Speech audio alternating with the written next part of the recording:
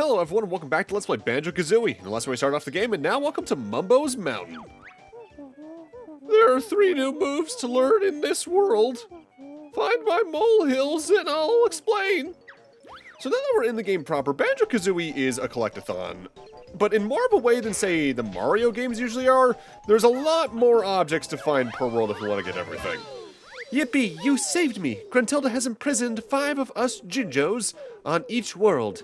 Free us all to get a jiggy. Worth knowing the first time you collect any collectible, you do get a description of what it is from the collectible itself, like this. Me Mumbo's token, used for Mumbo's magic.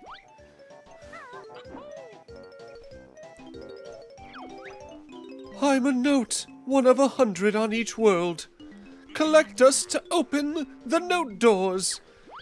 The main collectibles in Banjo-Kazooie all feed into your objectives within a world or in Grunty's lair. For instance, the note doors that the notes just brought up are things we'll see starting as soon as after we leave Mumbo's Mountain, where if you don't have a certain amount of notes collected in total across all the worlds, you just cannot open them. There's 100 of them in each world, and I'm getting them all. With that said, the notes are easily the worst collectible in the game because, for one thing, the draw distance isn't the best, you need to get kind of close to see them. But also, and this is one of the worst parts about the N64 release, that the Xbox 360 Xbox Live Arcade release fixed, if you die, your score is reset to 0 and you need to recollect them all within a world again. Which at the start of the game isn't too bad because the worlds are pretty small, but by endgame, I've had playthroughs where I die with like 90 notes in the last world. With all the jiggies in that world, mind you, and just kind of left off there because it's like, my energy's gone. With that said, the Jinjos, there's 5 of them in each world. Collect all 5 of them, you get a Jiggy. The Jiggies are our main collectibles like we brought up last time. There are 10 of them in each of the levels. If you're just waltzing around or even take a first-person look when you first enter a world, though, you're probably going to have a good idea of what might have a Jiggy tied to it, because it's usually tied to pretty notable landmarks. The Talon Troll let Kazooie tackle steep slopes with ease. Well, that sounds useful. How does she do it? Hold Z, then press the left C button. Continue to hold Z while moving Kazooie around with the analog stick. Go practice. Your energy's a little low. I'll fill it up for you. Worth noting, if you talk to several NPCs while your health is anything below max, they actually will heal you back up, which is pretty nice. You must search for 10 of us on each world. We'll help you progress through the witch's lair. And every time you collect a Jiggy, you get this little victory animation, which is annoyingly catchy. With that said, you kind of get tired of waiting after a second. When you're ready to leave this world, return to the start area and stand on the exit pad, which we will do later on. So, actually, first off, there's a Mumbo token back here. You're going to want to grab as many of them as you can see in this world, because I think there's exactly as many as you need in this world to get the first thing with them done. More on that later. So, after you activate the Talon Trot, you're officially technically in control of Kazooie, who is the fastest main method of movement in the game. There's technically a way to move fast, or technically 2, but those are specialty upgrades we'll get later on. While you're on top of Kazooie, not only are you constantly hearing her go, but you can also climb any slope that Banjo himself largely can't. Yippee! You've collected enough notes to break the first note door. Spill. So with that, we can now technically pass on from beyond Mumbo's Mountain. With that said, we're going to need more Jiggies in order to actively access the next world as it is. As a comparison, the slope we're on right now, if you were on this with Banjo, he'd slide down to the bottom. But since we're on Talon Trot Kazooie, he can just stand up, climb it, go down at any pace you want, and be completely fine. Even more so than the speed increase, that's the main reason I tend to use Talon Trot to get around the most, as that way I don't need to worry about swapping on and off of it here and again, really. I also think Talon Trot has a wider jump arc, so you can make some jumps faster. Hey, ugly, no bears allowed to. Oh! I'm a murderer. I'm sticky, tasty, honey energy. Get this, that restores your health. I know, shocking. Go into the Termite Hill there as soon as you can, though, as there's a Mumbo token in there, and we're going to need that in the relatively near future. They definitely front-load Banjo and Kazooie's moveset in the game, if only because the basic moves that you get at the start of the game in Spiral Mountain are the foundational stuff. Meanwhile, the moves you get in the much earlier world proper are ones that can be applied in various ways with combinations of other ones to just help you get around in later worlds more efficiently. With that said, all three of the ones they give you here in Mumbo's Mountain are far and away the three most important of the secondary upgrades. In a lot of regards, in your first playthrough, even I'd say your first responsibility in every world should be to find the molehills to get the moves from bottles. But if you know the game well enough like I do, you can just kind of fly by getting what you can along the way before doing that.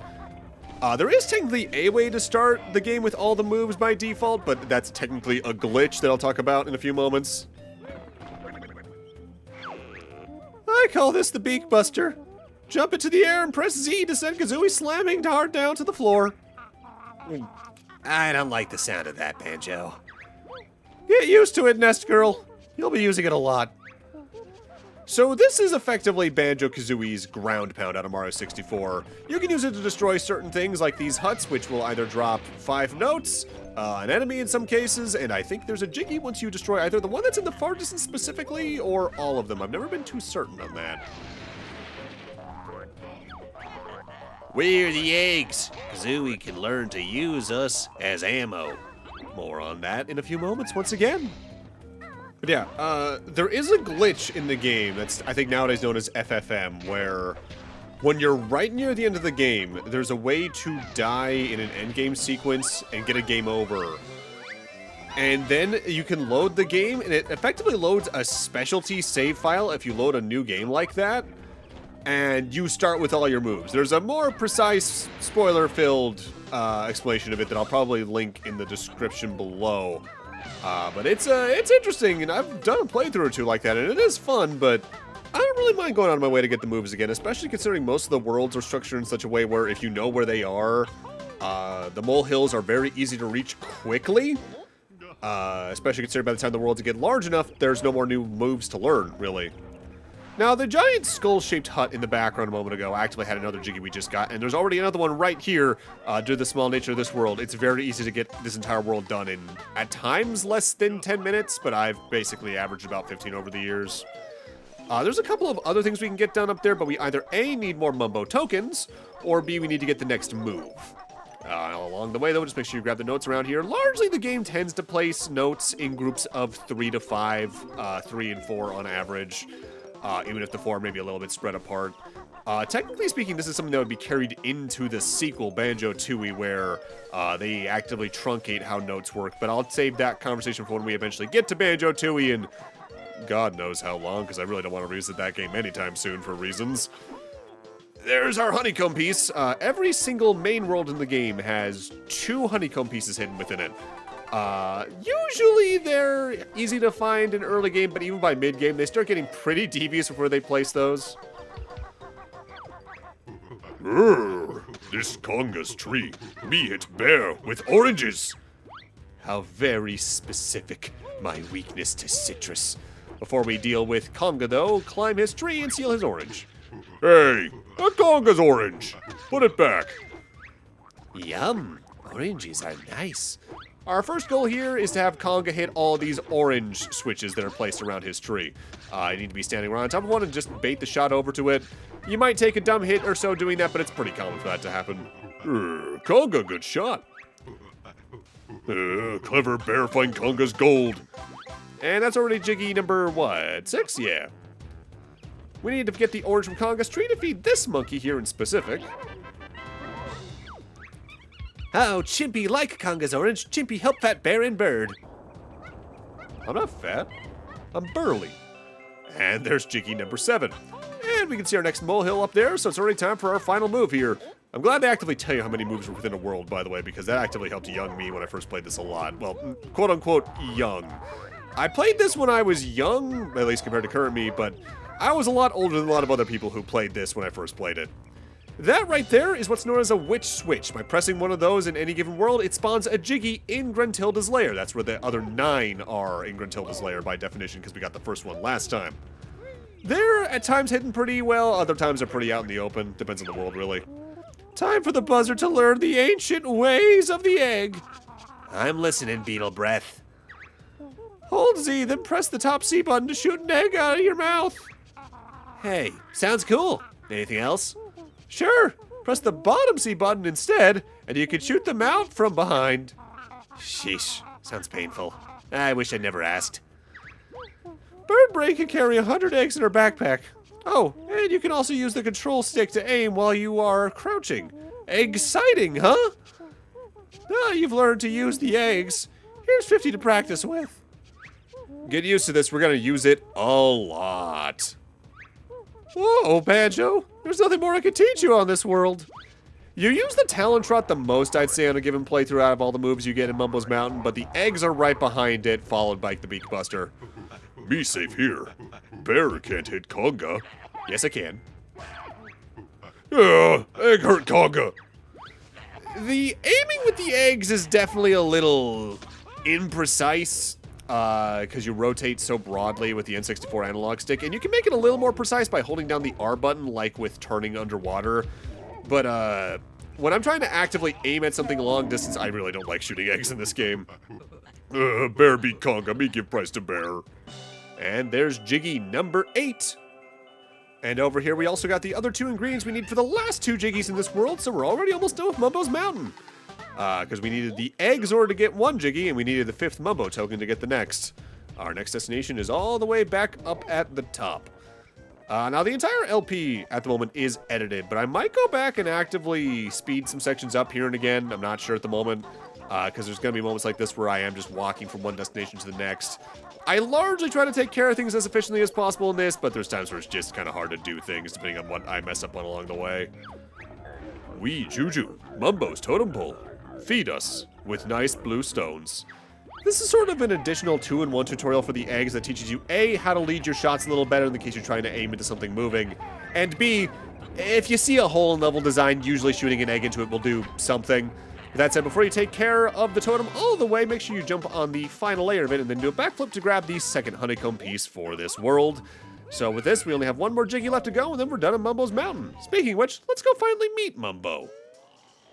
Also notably, there's notes in here, which is going to become a kind of consistent thing.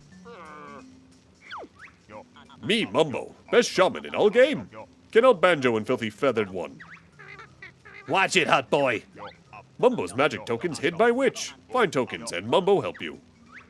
Ah, Banjo has plenty tokens. Stand on Skull and press B to see Mighty Mumbo magic.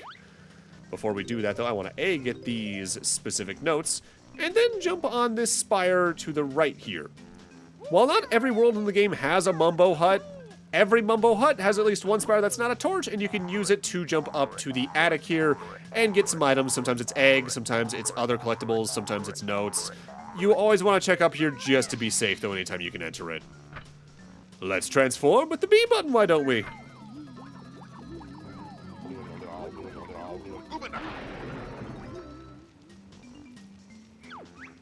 Mumbo's magic free to change back. You come when ready. Termite bit small, but not bad for first spell. Mumbo practice needed. So the termite. It moves a bit faster than base Banjo, but the main thing with it is that we can actively access more of the termite mound with it. In specific, the termite specialty is effectively a better Talon Trot. It can climb onto inclines so steep that even Kazooie can't stand on them.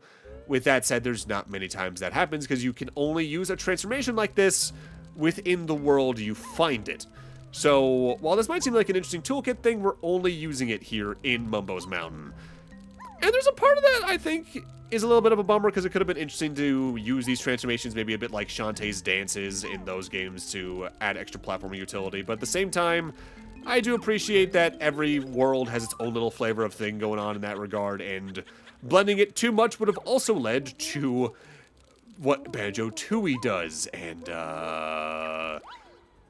don't want to talk too much about that topic right now, but I'll just say up front, I much prefer Banjo-Kazooie to Banjo-Tooie, and the amount and largeness of things is part of the reason why. So, a few moments ago, we got the last notes here in the world. Whenever you hit 100, you get a message from Bottle saying, hey, you got them all, congratulations. Then you're good to stop collecting them from there. Largely, I'd say you're good in the game if you finish any given world with like 60 notes, maybe 70. But you might as well get them all in the case you can, especially in the modern re-releases where notes are permanently saved upon completion, which I don't think I technically mentioned that. The main change that the Xbox 360 Live Arcade version did on top of Rare Replay is that if you collect a note, it's just permanently yours, even if you die. And that is the biggest welcome change outside of, I guess, technically the frame rate being improved up to 60, but the 30's fine for this, I think. Up here at the top of the termite mound, once you get there, is not only an extra life, but the 10th Jiggy in this world. We are about to be done in Mumbo's Mountain. With that said, we want to leave Mumbo's Mountain as the termite. You see, while every transformation is stuck in its world, you can take it into Grunty's lair and explore the surrounding area where the world is. Usually this is used to actively get the Jiggy spawned by the Witch Switch, like the one we got that spawned on top of the Mumbo's Mountain entrance mountain back in Grunty's lair. Also, seeing the enemy reminds me, the other shortcoming of the termite is that it has no attacks, but you never really need to. Largely, I take care of the transformation Jiggies last. Grunty's magic stops you taking the notes off the world, but the 100 you just collected counts as your best note score. Try to get 100 on each world, as they're needed to open the note doors. When you open a world door, baddies escape and roam once more. Yeah, once you finish a world and actively explore it, the enemies from it will spawn in the surrounding areas, which again isn't too bad. There's the second Jiggy for Gruntilda's lair. We're now good to move on and actively see what happens if you try to take a transformation too far from its world. Mumbo's magic get weak. Animal turn back, or magic go. There's checkpoints effectively around the surrounding hallways that block the magic from being taken too far away. Magic all gone. Must go back to Bear and Bird now. There is a notable glitch to get around this that allows you to just kind of escape certain hallways, but that's largely used with the last transformation in the game. Now that we have the Talon Trot, we can climb this hill and get further into Grunty's lair, and there's our first note door while we're at it. That, by the way, there's a beehive. Breaking one of those always drops at least 3 health. This is a note door, sealed by Grunty with one of her powerful musical spells. Open it up then, jam jars. It's not that simple. To open it, you must collect the musical notes from the worlds. How many do we need? The number on the door is the strength of the spell. The combined total of all your best note scores from the worlds must be at least this to break Grunty's magic. They're very smart to make this first door require only half of the notes from Mumbo's Mountain, because you can probably get that many just by going up to where you get the Talon Trot and then exploring the hills for the nearby notes. But even then, it's very easy to come across 50 in most of the worlds, with exception to maybe the last 2. That door was easy, you got past. Unfortunately, you're first and last. There's a couple of things of note in here, but we're gonna start with the pink fairy right here. Hello there, young ones. I'm Brentilda, Gruntilda's nicest sister. I've crept down here to help you defeat the old hag. It's about time she was taught a lesson. I know all of Grunty's disgusting secrets, and I'll tell you 3 of them every time you find me. Remember them well, young ones, as they will help you avoid a fiery fate. Press B if you'd like to hear them. Grunty brushes her rotten teeth with tuna ice cream flavored toothpaste. Ew. She also washes her hair with rancid milk. Yuck. Ew. And she gets her clothes from the witch's warehouse. I mean, that sounds kind of neat. Long of tooth and strong of arm, Grunty's got the lasting charm. So Brentilda will tell you 3 facts about Grunty that are randomly generated based on your save file. And you want to write those down, as they will come in handy, somewhat randomly admittedly, later on.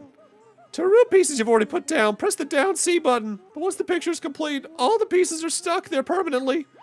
You can technically go out of your way to play some of the worlds out of order in this game, and I've technically done that like 2 or 3 times, albeit 2 of those are in one very distinct way, rather than maybe skipping the second world here, Treasure Trove Cove, to go over to like the 3rd one or things like that. I'll talk more about that when I get to the specific points in question, though. This is Kazooie's shock jump disc. Find me, and I'll tell you how to use it. Something that I appreciate them doing, similarly to Metroid, technically, I guess, by extension, is that even if you don't have an ability in question, In most cases, you can at least see where the ability can be used so you can keep it in mind for later. You've activated a magic cauldron. Find 2 the same color to create a shortcut. The cauldrons work pretty much the same way as the teleporting pots in Dungeons and Wind Waker if you've ever played that, where if you find ones that match, you can hop between them and you'll get teleported. It's very handy, especially on a first playthrough, and plus it does incentivize further exploration of Gruntilda's lair. But while it's handy, it's not something I really tend to use, as I know the level design well enough where I can get through it pretty quickly. Plus, I tend to play this game in 2 to 3 sessions, so it never really has much of a chance to come in handy. But with that, I'm going to need to end this off here. Thank you guys for watching, and in part 3, we're going to go find and complete World 2 Treasure Trove Cove. See you guys then.